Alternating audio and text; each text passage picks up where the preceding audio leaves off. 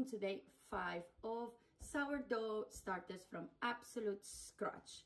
If you've been here before, you know we are doing a white flour, a wholemeal flour, and a gluten-free flour starter. Yes, I love to experiment, I love to try new things, and of course, if in the process I can learn something, let's go for it. The reason is because I am struggling with the wholemeal. I want to see how is the difference between the wholemeal and the white flour, and because I was told once upon a time I should eat gluten-free. Yesterday I did not feed them at the regular time, which normally is right now 8 o'clock in the morning, so I don't see a big growth, but it is what it is. We're gonna start feeding them like if we fed them yesterday, because my convenient time is always 8 o'clock, if that makes sense, or 7:30. So here we have gluten-free, has only growth a little bit overnight. It has been around 14 hours-ish. And there is the consistency. We still have the smell and the consistency of yogurt. Or as I explained it a few times, you know the texture of custard sugar or icing sugar? Icing sugar, so that is the texture that it has, that crunchy thing. And I'm not really sure I'm happy with that. Wholemeal has at least visibly zero growth, and it's hungry.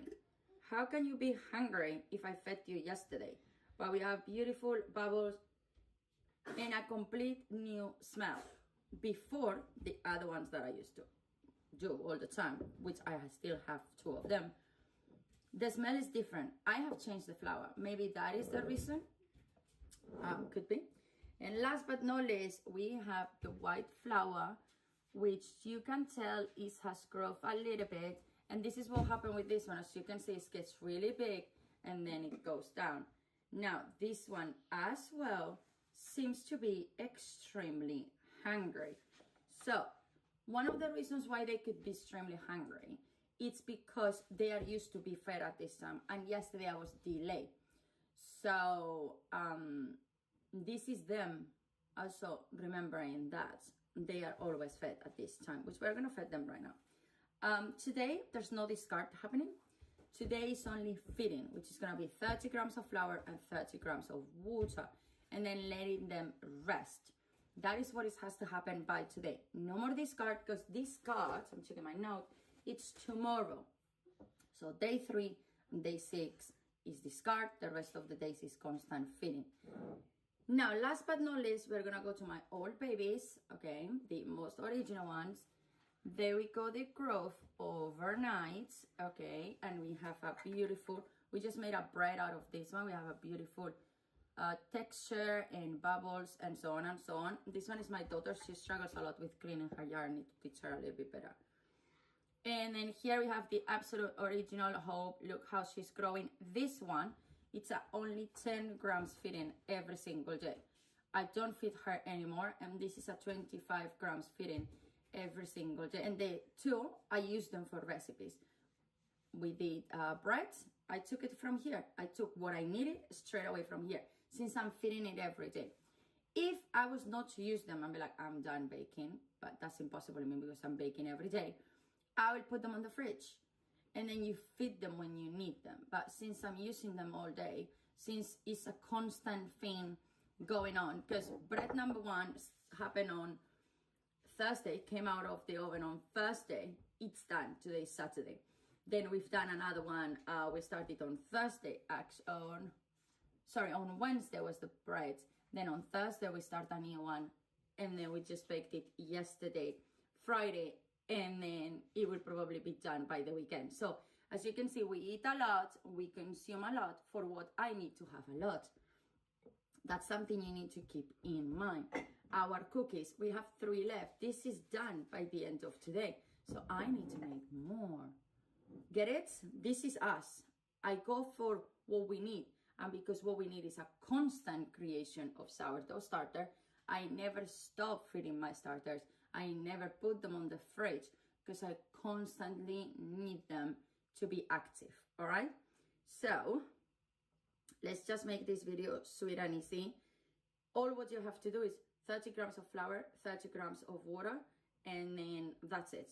Stir it, put it in a room temperature between 18 to 20 degrees, and let them be until tomorrow, which is the next feed. Do not overfeed them, because you see, like me, this hush that is like a hush, however you pronounce that. You know, some people is like, they are hungry. No, they're not.